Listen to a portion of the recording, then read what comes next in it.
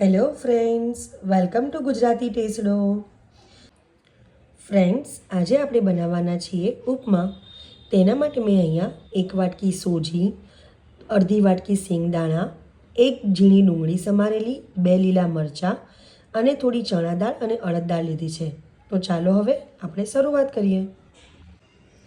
સૌપ્રથમ આપણે એક કઢાઈમાં ઘી લઈને સિંગદાણાને સાંતળી લઈશું.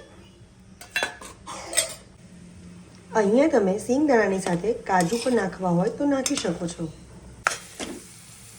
સિંગ સંતળાઈ ગઈ છે. હવે આપણે તેને એક ડીશમાં કાઢી લઈએ. સિંગદાણાને આપણે ડીશમાં કાઢી લીધા છે. હવે બાકી વધેલા ઘીમાં આપણે સોજીને શેકી લઈશું.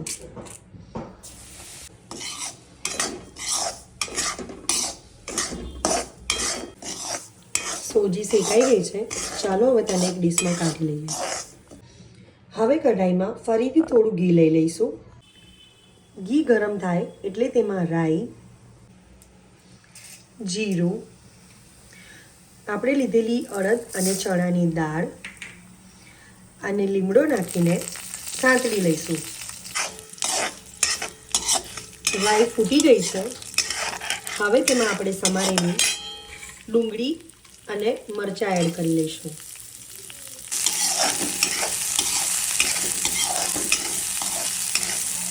ડુંગળી સંતળાઈ ગઈ છે.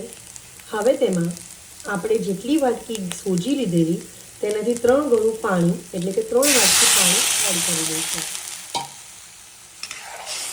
હવે પાણીને એકાદ ઉભરો આવવા દઈશું. હવે તેમાં મીઠું નાખી ધીમે ધીમે સોજી એડ કરી લઈશું.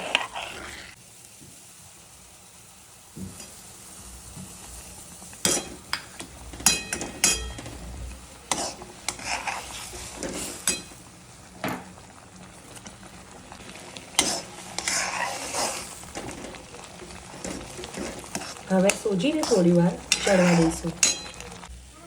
હવે તેમાં આપણે સાંતળેલા સિંગદાણા, અડધો લીંબુનો રસ અને થોડુંક ઘી ઉમેરી દઈશું. હવે તેને મિક્સ કરી લઈએ અને તૈયાર છે આપણી ઉપમા. ફ્રેન્ડ્સ, તૈયાર છે આપણી એકદમ હેલ્ધી અને ટેસ્ટી ઉપમા.